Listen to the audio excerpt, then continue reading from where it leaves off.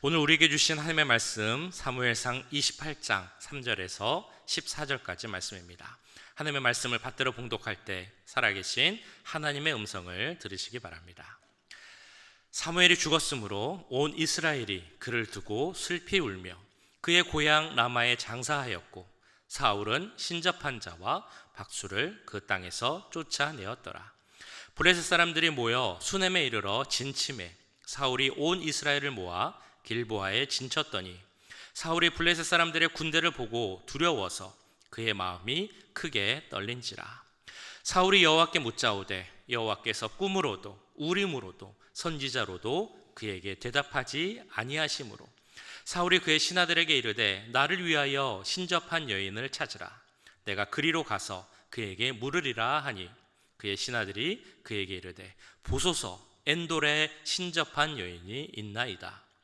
사울이 다른 옷을 입어 변장하고 두 사람과 함께 갈새 그들이 밤에 그 여인에게 이르러서는 사울이 이르되 청하노니 나를 위하여 신접한 술법으로 내가 내게 말하는 사람을 불러올리라 하니 여인이 그에게 이르되 내가 사울이 행한 일 곧 그가 신접한 자와 박수를 이 땅에서 멸절시켰음을 아나니 내가 어찌하여 내 생명에 올무를 놓아 나를 죽게 하려느냐 하는지라. 사울이 여호와 이름으로 그에게 맹세하여 이르되 여호와께서 살아계심을 두고 맹세하노니 내가 이 일로는 벌을 당하지 아니하리라 하니 여인이 이르되 내가 누구를 내게로 불러올리랴 하니 사울이 이르되 사무엘을 불러올리라 하는지라. 여인이 사무엘을 보고 큰 소리로 외치며 사울에게 말하여 이르되 당신이 어찌하여 나를 속이셨나이까? 당신이 사울이시니이다. 왕이 그에게 이르되 두려워하지 말라. 내가 무엇을 보았느냐 하니 여인이 사울에게 이르되 내가 영이 땅에서 올라오는 것을 보았나이다 하는지라. 사울이 그에게 이르되 그의 모양이 어떠하냐 하니 그가 이르되 한 노인이 올라오는데 그가 겉옷을 입었나이다 하더라. 사울이 그가 사무엘인 줄 알고 그의 얼굴을 땅에 대고 절하니라. 아멘. 네, 목사님 나오셔서 나는 갑인가 을인가 라는 제목으로 말씀 전해주시겠습니다.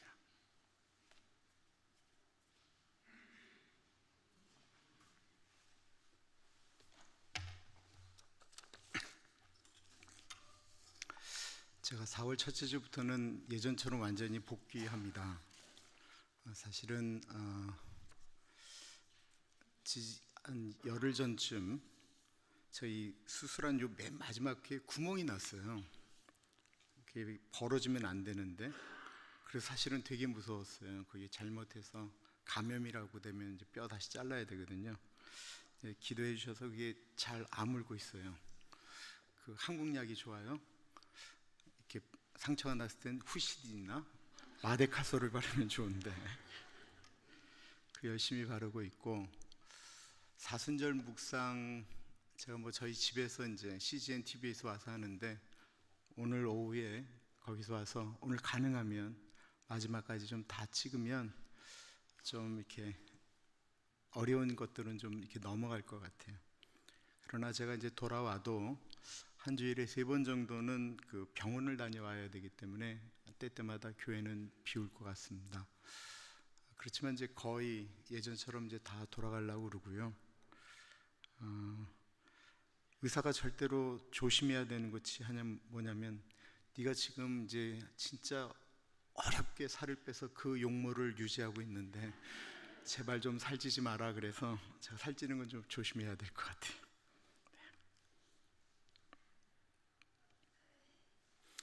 2013년 4월 15일 한국에서 미국으로 가는 비행기, 승무원이 된 지 얼마 안 되는 앳된 여자가 그날 한국에서 미국으로 가는 비행기에 특별히 그 비즈니스석에 앉는 사람들을 서빙해야 했습니다.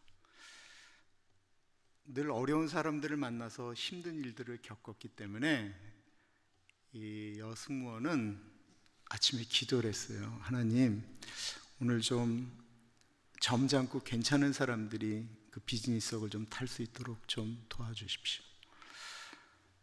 그리고 기도를 했는데 한 점잖게 생긴 중년 남자가 올라와서 비즈니스계에 이제 안내를 하게 되었습니다. 그 점잖게 생겼으니까 이 승무원이 얼마나 안심을 했겠어요. 근데 이제 좌석을 이렇게 안내를 하니까 그 옆에 이미 사람이 앉아 있는 것을 보고는 이 점잖게 생긴 신사가 좌우를 돌아봅니다. 그리고는 이렇게 얘기했습니다. 아니, 좌석을 보면 빈 좌석도 많은데 왜 나는 옆에 이미 사람이 있는 곳에 자리를 주느냐고 화를 내기 시작했어요. 얼마나 심하게 화를 내는지 이 당황한 승무원이 그때부터는 이 중년의 남자의 비율을 다 맞춰줘야만 했습니다. 아침 시간이 되어서 이제 아침 식사가 제공이 되잖아요. 그랬더니 이 남자가 얘기하는 거예요. 죽 갖고 오세요. 우리는 죽은 준비하지 않습니다. 그랬더니 막 화를 내는 거예요. 나는 이런 거 못 먹는다라는 거예요. 그럼에도 불구하고 이렇게 밥을 갖다 줬더니 밥이 설익었다고 하면서 라면을 끓여오라고 했어요. 라면을 끓여왔더니만 그 라면이 익지 않았다고 다시 끓여오라고 했습니다. 두 번째 라면을 끓여오면 그때부터 이제 다 반말이에요. 야, 이걸 사람이 어떻게 먹니? 네가 한번 먹어봐. 얼마나 짠데.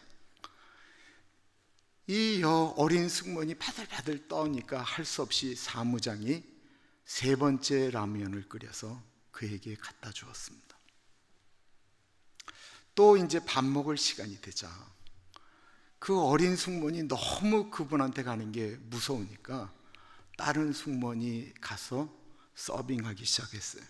그러자 이 중년 신사가 야, 그 단발머리 오라고 그래 라고 이야기하고는 일어나더니 그 승무원들이 그 이렇게 식사 제공할 때 움직이는 곳을 캘리라고 하는데 거기를 가서 그 어린 승무원을 보자마자 자신이 들고 있던 책으로 쳤는데 눈두덩이를 맞은 거예요. 이게 너무 큰 사건이었기 때문에 일반적으로 한국 항공은 절대로 그 안에서 일어난 일을 외부로 나가지 못하게 합니다. 그죠? 그런데 견디지 못한 사무장이 기장에게 얘기했고 기장이 그것을 미국 공항에다 연락을 한 거예요. 비행기 안에서 일어나는 일에 문제가 발생할 땐 FBI가 뜹니다. 그리고 이 남자가 내리자마자 FBI에 걸리게 돼요. 이게 그러지 않았으면 조용히 넘어갈 일이었는데 이 사람이 그 저쪽 아래쪽에 있는 큰 제철소에 고위 임원이었거든요. 그러자 이게 한국신문에 대서특필이 됐습니다. 그때 처음으로 갑질이라는 단어가 언론에 나온 거예요. 갑질이라는 단어가. 갑질이라고 하는 것은 보통 우리가 계약을 쓸 때 계약의 주체를 갑이라고 얘기를 했어요. 그러니까 집주인은 갑이 되는 거고 월세나 전세를 쓸 때 계약하는 상대방은 그냥 을이라고 얘기를 해서 그냥 쉽게 이게 그냥 전문적으로 갑과 을, 회사는 갑이고 그 회사에 들어가는 사람들은 그냥 을인 거예요. 이게 그때는 그냥 단순한 그냥 전문 그냥 용어였어요. 그런데 거기다가 한국 사람들이 행동하는 것을 이렇게 좀 낮은 것으로 이야기할 때 붙이는 게 질이거든요. 도둑질, 무슨 질. 그래서 갑이 하는 안 좋은 행동이다라고 해서 갑질이라고 쓰기 시작했습니다. 마침 그때 무슨 일이 벌어졌냐면 그 정확히 한 달 후에 어떤 분유를 만드는 곳에서 엄청난 사건이 터지면서 갑질이라는 말 자체가 사람들의 머릿속에 이렇게 각인되기 시작했어요. 이제 갑질이 뭔지를 이해되셨죠? 갑이 뭔지 을이 뭔지. 그럼 오늘 본문과 갑질이 무슨 상관이 있는가라고 하는 것입니다. 무슨 상관이 있길래 나는 갑인가 을인가 정했을까요? 본문을 보시기 바랍니다. 사무엘이 죽었으므로 온 이스라엘이 그를 두고 슬피 울며 그의 고향 라마에 장사하였고 사울은 신접한 자와 박수를 그 땅에서 쫓아내었더라. 사무엘 선지자가 죽었을 때 사울 왕이 이스라엘에 있었던 신접한 사람들, 즉 귀신과 접촉하는 무당, 그리고 박수, 즉 남자 무당들을 다 이스라엘에서 내쫓았습니다. 갑자기 사울이 왜 이렇게 멋진 일을 행하였던 것일까요? 사울은 사무엘을 비롯한 이스라엘의 종교 지도자들에게 이미 다 인심을 잃어버렸고 제사장들도 다 함부로 죽여버렸습니다. 그래서 이스라엘 사람들은 사울 왕을 하나님을 믿는 왕이라고 인정하지 않게 되었습니다. 그때 백성들이 가장 신뢰하는 선지자 사무엘이 죽게 되자 백성들의 마음 가운데는 이런 두려움이 생긴 거예요. 이제는 누구를 믿고 하나님께로 나아가야 되나 걱정하기 시작했습니다. 이 나라가 문제가 발생을 하면 이제 누가 하나님께 간구하나 걱정하게 되어진 거예요. 그러자 사울은 신앙적인 결단이 아닌 정치적인 목적을 위해서, 사무엘이 죽었지만 내가 하나님을 잘 섬기니 걱정하지 말라라고 사람들에게 보여주기 위해서 무당을 쫓아냈습니다. 무당을 쫓아냈지만 사울은 하나도 달라지지 않았고 종교적으로는 하나님께로 나아가지 않았습니다. 그럼 이 순간 무당을 쫓아낸 사울과 무당 사이에 누가 갑입니까? 당연히 사울이 갑이죠. 무당이 을이기 때문에 내쫓긴 것입니다. 사울이 무당을 쫓아낼 때만 갑이었나요? 그 옛날 왕은 갑이네 을이네라고 하는 게 의미가 없어요. 왕은 자기 하고 싶은 대로 하는 슈퍼갑이었습니다. 무당을 다 내쫓고 나서 이스라엘이 평화로웠으면 얼마나 좋았겠어요. 그런데 블레셋이 다시 전쟁을 하자고 이스라엘을 침공하였습니다. 블레셋 사람들이 모여 수넴에 이르러 진치며 사울이 온 이스라엘을 모아 길보아에 진쳤더니 사울이 블레셋 사람들의 군대를 보고 두려워서 그의 마음이 크게 떨린지라. 이 4절 말씀은 단순한 한 절이지만 전쟁을 하는 의미에서는 군사적으로 굉장히 중요한 의미를 갖고 있는 게 이 4절입니다. 중세에는 기독교가 온 세계를 이렇게 통치하다시피 했죠. 로마 제국은 둘로 나뉘어져 있었습니다. 서로마는 이탈리아의 지금도 로마라고 하는 곳에서 서로마는 영국을 비롯한 모든 나라를 다스리고 있었고요. 이 동쪽에는 동로마라고 콘스탄티노폴리스라고 하는 곳을 수도로 하여 1000년이 넘도록 다스리고 있었습니다. 1453년 오스만 제국, 오늘날로 얘기하면 이슬람 제국이 강성해지기 시작하자 1453년에 전쟁을 일으킵니다. 그리고는 이미 국력이 쇠할 대로 쇠한 동로마에 있는 나라들을, 도시들을 점령하기 시작했습니다. 그때 일으킨 군사가 수십만이 넘었습니다. 그때 오스만 제국이 기독교인을 잡으면 물었죠. 코란이냐 칼이냐. 역사자들이 아니라고도 얘기하지만 이건 분명한 사실이에요. 요즘 이슬람이 자기들 것들을 바꾸려다 보니까 얘기하지만 코란이냐 칼이냐, 그리고 코란을 잡으면 살려주었고 코란을 붙잡지 않았으면 기독교인들이 다 그때 죽임을 당해야만 했습니다. 오스만 제국은 맨 마지막으로 이 바다를 끼고 삼면은 육지를 바라보고 있는 천의 요새 콘스탄티노폴리스를 공격하려고 수십만이 집결을 하였습니다. 그리고 그 성을 지키는 사람은 불과 7,000명이었습니다.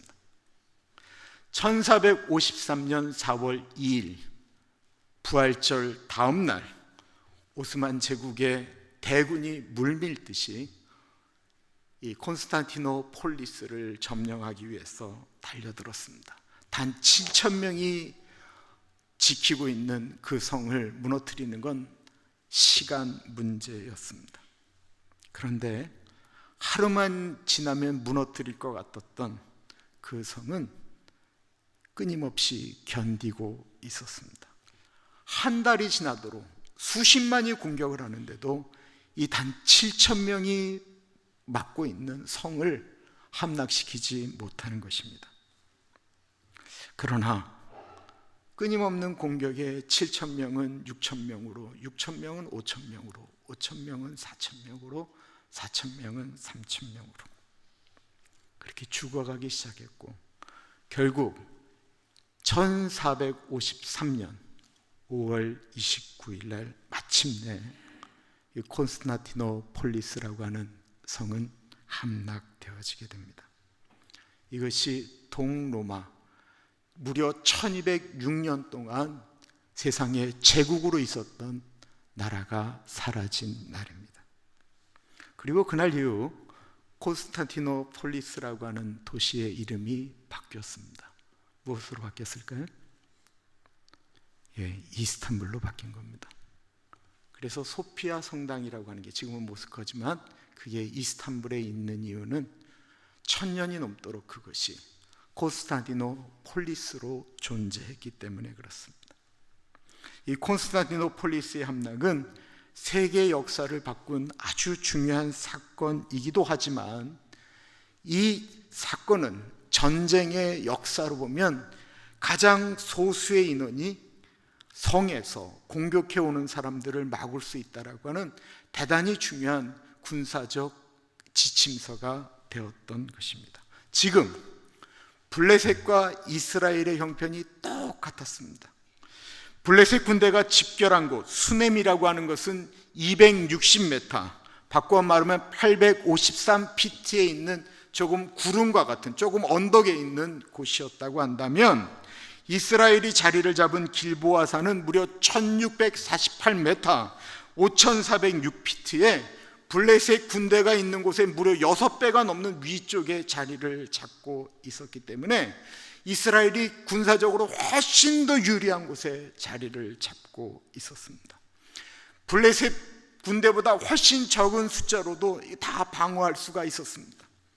돌만 던져도, 화살만 쏴도 이길 수 있는 충분한 여건인데, 거기다가 오늘 본문에 보시면 그때 동원되었던 이스라엘의 남자들의 숫자를 온 이스라엘 남자라고 이야기하고 있습니다. 즉 칼을 들 수 있는 모든 남자들이 다 거기 모인 거예요. 그러니까 숫자적으로도 이스라엘이 훨씬 더 많았어요. 이제 사울 왕과 이스라엘은 편하게 방어만 하면 됩니다. 그냥 올라오기만 하면 돌만 굴려도 무조건 이기는 거예요. 갑과 을을 따진다고 하면 이 전쟁의 갑은 이스라엘이고 블레셋은 을과 같습니다. 그런데 사울왕은 좋은 위치에서 많은 군사를 가졌음에도 불구하고 사울이 블레셋 군대를 보고 두려워하며 크게 떨었다라고 이야기하고 있습니다. 아무리 좋은 위치, 아무리 많은 군사를 가지고 있다고 할지라도 지휘자가 떠는 순간 그는 을이 될 수밖에 없습니다. 전쟁을 이끄는 장수가 상대가 갑이고 나는 을밖에 될 수 없다라는 거예요. 그럼 그 전쟁은 무조건 진다라는 거예요. 여러분들, 권투 선수가 링에 올라가야, 가서 싸워봐야 이길 것 같죠? 권투 선수들한테 물어보면 그렇지 않습니다. 권투 선수들은 링에 딱 올라가게 되면 오늘 내가 졌구나 이겼구나를 느낀다라는 거예요. 그건 두려움이에요. 누가 갑인 줄 아세요? 두려워하지 않는 사람이 갑인 겁니다. 아무리 많이 가져도 늘 죽는 것에 두려워하는 사람은 을일 수밖에 없는 것입니다. 아무리 권력을 많이 가졌다라고 해도 사람에게 두려워하는 사람은 을일 수밖에 없습니다. 두려워 떨기 시작했던 사울은 어떻게 했을까요? 사울이 여호와께 묻자오되 여호와께서 꿈으로도 우림으로도 선지자로도 그에게 대답하지 아니하심으로, 두려움 때문에 사울은 제사장을 찾아가서 하나님이 뭐라고 하는지, 선지자들을 찾아가서 하나님이 뭐라고 하는지, 아니 하나님 내가 꿈을 꾸면, 잠을 자면 꿈으로라도 좀 알려달라고 이야기했는데 하나님이 아무 말씀을 안 하시는 것입니다. 사울은 어떻게 이렇게 뻔뻔하죠? 제사장 85명을, 하나님을 믿는 85명을 눈 하나 깜짝하지 않고 다 죽였던 사람인데 사람 앞에 두려우니까 하나님께 질문하는 것입니다. 그러면 사울왕이 제사장에게, 선지자에게 꿈에라도 좀 알려달라고 이야기하는데 아무 응답을 하지 않는 하나님과 사울, 이 순간은 누가 갑입니까? 좀 알려달라고 이야기하는 사울이 갑입니까? 아니면 하나님이 갑입니까? 말씀을 기다리는 사울 앞에 철저하게 침묵하시는 하나님이 갑이고 사울이 을입니까? 혹시 그렇게 생각들 하세요? 우리가 기도하는데 우리의 기도에 응답하지 않으시는 하나님은 갑이고 우리는 을입니까? 사울이 지금까지 하나님에게 한 행동을 한번 생각해 보십시오. 선지자 사무엘이 인도해야 할 제사에 사물이 늦는다라는 이유 때문에 자기 마음대로 제사를 사울은 드렸습니다. 기다리다 견디지 못해서 드린 것이 문제가 아니고 하나님께 드릴 제사를 하나님이 원하시는 방법이 아닌 자기가 내가 시간이 없으니까 내 마음대로 드리겠다라고 한 거예요. 예배를 내 마음대로 드려도 된다라고 하는 사울이 갑입니까? 하나님이 갑입니까? 예배를 자기 편한 대로 자기 맞는 시간에 자기 형편에 따라서 자기 생각대로 자기 감정대로 예배를 드리는 사람이 갑이에요? 아니면 하나님이 갑이에요? 사울은 아말렉과의 전쟁이 두려웠습니다. 그때 하나님이 내가 너와 함께 하겠다라고 말씀하시고 내가 사울 너에게 큰 승리를 줄 텐데 아말렉이 예전에 이스라엘이 애굽에서 가나안으로 들어갈 때 그들이 우리들을 너희 민족을 죽였던 것을 기억해서 아말렉 왕을 비롯한 모든 사람들을 다 진멸하고 아말렉의 짐승들 하나도 남겨두지 말라고 이야기하자 사울 왕은 어떻게 해서든지 전쟁을 해야 되기 때문에 하나님 내가 꼭 그러겠다라고 하나님께 약속하였습니다. 그런데 막상 전쟁을 이기자 사울 왕은 자기의 이 전쟁의 승리를 자랑하고 싶어서 적인 아말렉 왕을 죽이지 않고 백성들 앞에서 자랑을 했어요. 그리고 수많은 양들, 염소들, 소들을 보니까 이게 너무 아까운 거예요. 이걸 왜 죽여? 그리고는 좋은 것들을 다 골라서 자기가 가졌습니다.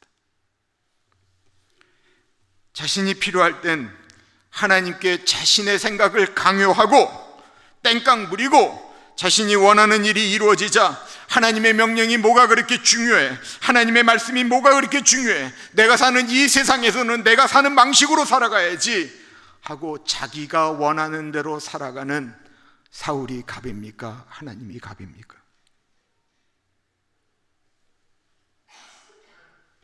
사울 왕은 끊임없이 하나님이 함께 하시는 다윗을 죽이려고 평생을 노력했고 하나님을 섬기는 제사장 아히멜렉의 가족과 하나님을 섬기는 제사장 85명을 단순히 다윗이 배고플 때 음식을 제공했다는 이유 한만으로 그들을 다 무참히 죽였습니다.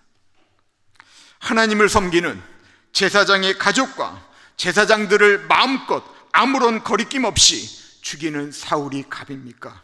아니면 하나님을 섬기는 제사장들과 그 가족들이 죽어감에도 침묵하시는 하나님이 갑입니까? 사울은 평생 자기 하고 싶은 대로 살았습니다. 그러다가 자기가 필요할 때 하나님 꿈에라도 나타내달라고 제사장이 예언하고 선지자가 예언할 수 있도록 도와달라고 말합니다. 이거 다 자기가 원하는 방식을 이야기하는 거예요. 내가 원하니까 하나님 대답해야 된다라는 거예요. 도대체 누가 갑이에요? 하나님이 응답하지 않는 그 순간에도 하나님이 갑이 아니고 사울 왕이 갑입니다. 그러면 하나님이 도대체 응답하지 않는데 우리 보고 어떻게 하라는 거냐? 라고 말씀하실지 몰라요. 하나님이 갑이라고 한다면 우리는 기다려야 되는 거예요. 그리고 왜 하나님이 응답하시지 않을까? 우리는 깊이 기도해야 되는 것입니다. 그러나 사울은 자신의 인생에 자기가 갑이었기 때문에 하나님이 말씀 안 하시면 하나님을 버리면 되는 것입니다. 7절 보세요. 사울이 그의 신하들에게 이르되 나를 위하여 신접한 여인을 찾으라. 내가 그리로 가서 그에게 물으리라 하니 그의 신하들이 그에게 이르되 보소서 엔돌에 신접한 여인이 있나이다. 사울은 자신이 내쫓은 무당을 찾습니다. 그러나 무당들을 자신이 다 내쫓았기 때문에 근처에 무당이 없는 거예요. 그러자 신하들이 엔돌이라는 곳에 신접한 여인이 있다라고 이야기를 합니다. 사울이 찾아가는 사람이 누구입니까? 하나님을 버리고 귀신을 찾아가는 것입니다. 사울은 밤을 이용해 무당을 찾아갑니다. 사울이 다른 옷을 입어 변장하고 두 사람과 함께 갈새 그들이 밤에 그 여인에게 이르러서는 사울이 이르되 청하노니 나를 위하여 신접한 술법으로 내가 네게 말하는 사람을 불러 올리라니 여인이 그에게 이르되 내가 사울이 행한 일 곧 그가 신접한 자와 박수를 이 땅에서 멸절시켰음을 아나니 내가 어찌하여 내 생명에 올무를 놓아 나를 죽게 하려느냐 하는지라. 사울은 백성들의 인기를 끌기 위해서 무당 박수들을 내쫓았죠. 그런데 그 무당을 찾아가려고 하니까 백성들이 혹이나 자기를 알아볼까 두려운 거예요. 그래서 사울은 일반 사람들이 옷는 옷을 입고 왕의 옷을 벗습니다. 그리고 블레셋 사람들, 다른 사람들이 혹이나 자기를 발견할까 봐 밤에 움직입니다. 그 순간 사울은 자신의 백성들에게도 의리였고 적인 블레셋에게도 의리였고 심지어 날씨에도 그는 의리였습니다.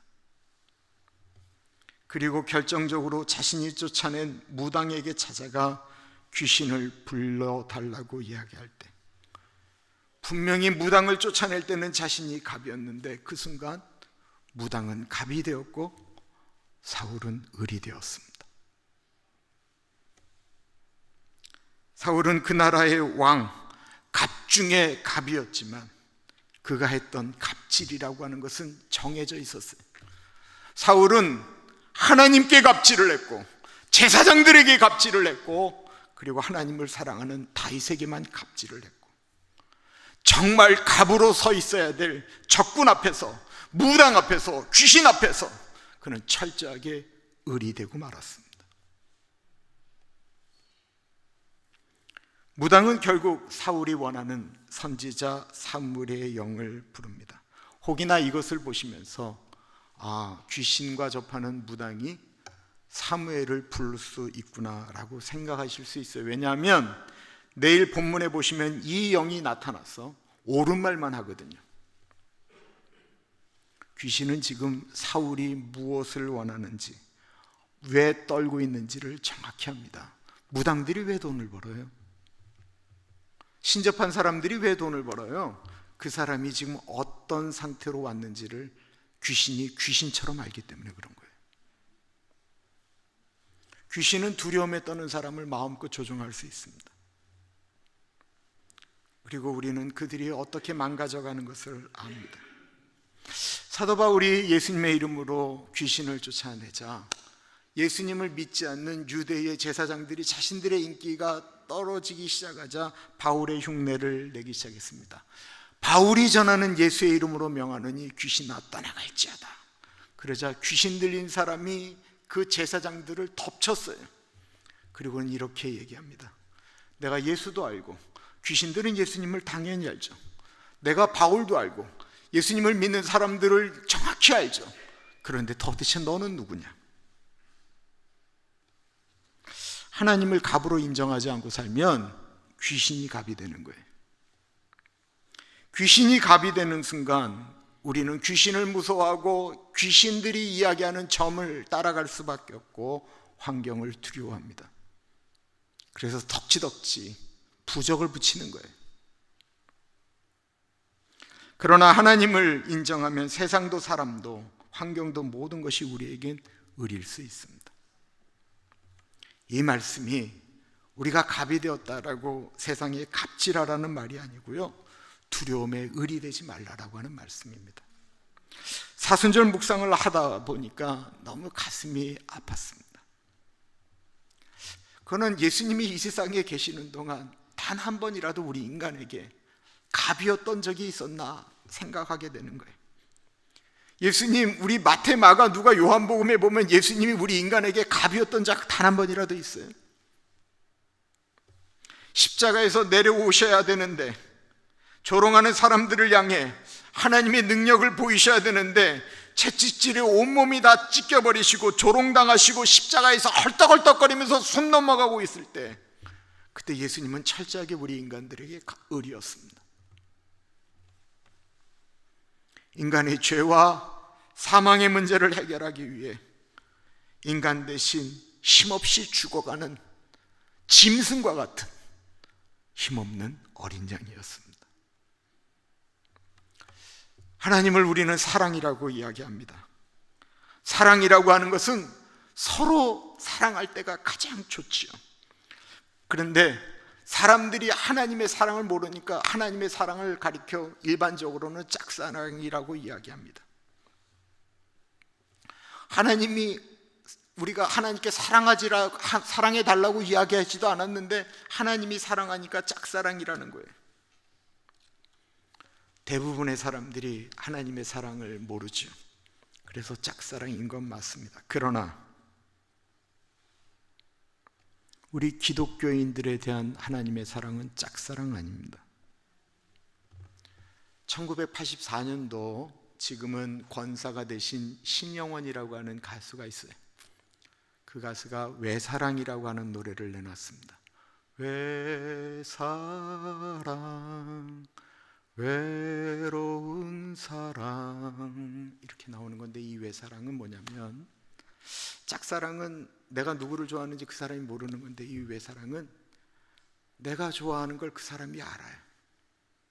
그 사람이 아는데 내 사랑을 거절하고 외면하는 거예요. 짝사랑보다 외사랑이 훨씬 더 아파요. 하나님의 사랑이 그렇다라는 거예요. 우리는 하나님이 우리를 사랑하는 줄 다 알아요. 예수 믿는 사람 중에 그 사람 그거 모르는 사람이 어디 있어요? 그런데 우리는 하나님이 우리를 사랑하시는 줄 알기 때문에 사람이 하나님께 갑질을 한다라는 거예요. 하나님이 우리를 사랑하셔서 그러는 줄 다 알면서 우리는 우리 마음대로 합니다.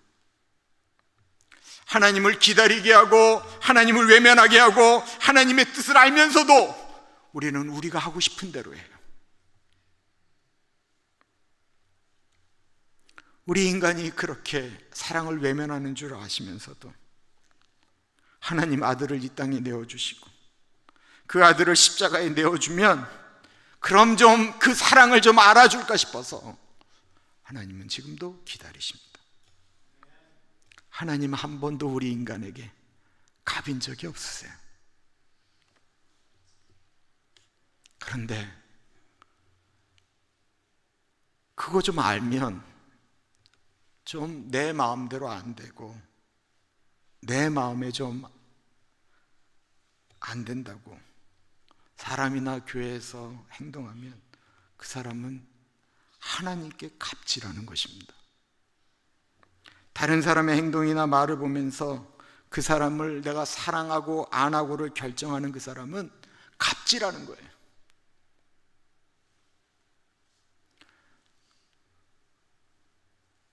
정말 제가 사랑하는 가나안 성도 여러분, 우리는 분명히 갑인데 우리 하나님께 갑질하지 맙시다. 우리 정말 그러지 맙시다. 예수님 철저하게 을로 살다가 가셨습니다.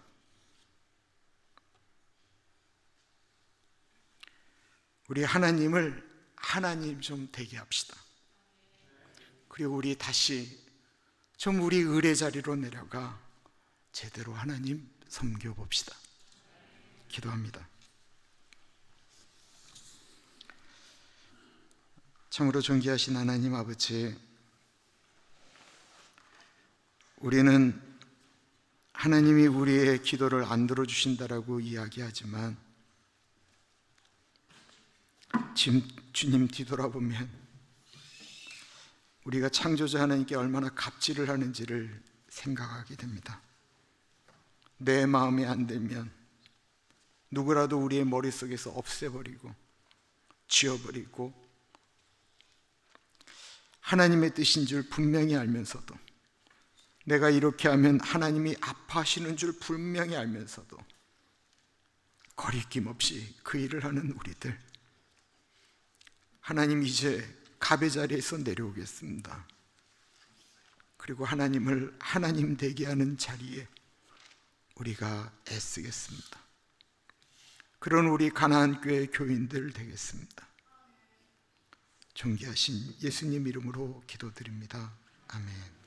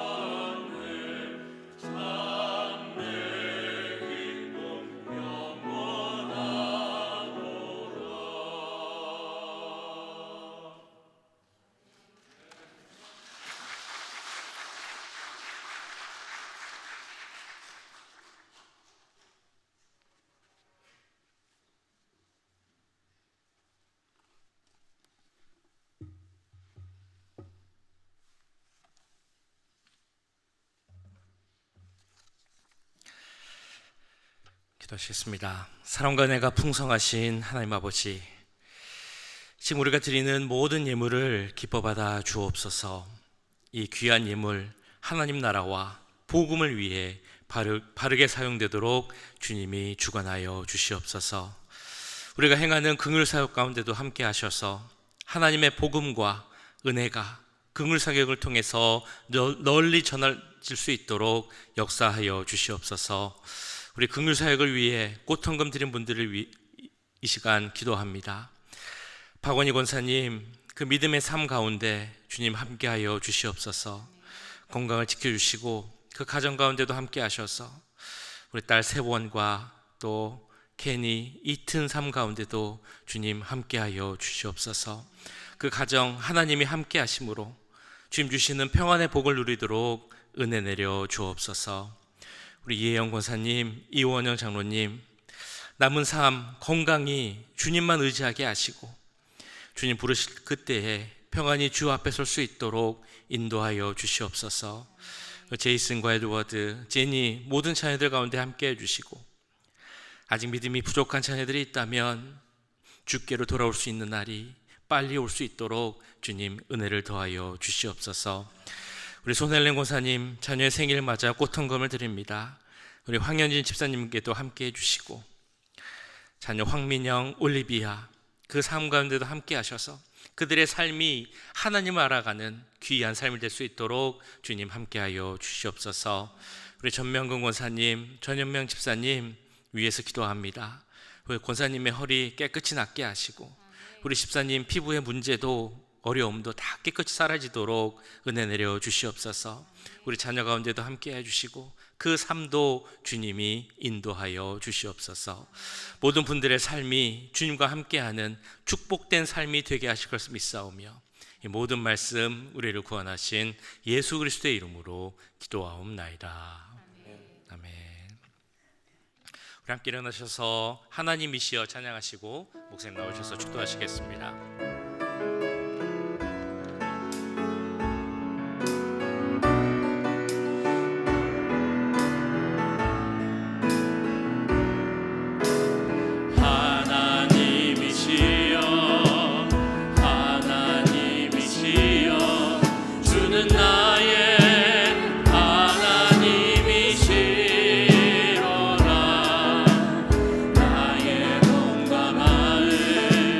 주를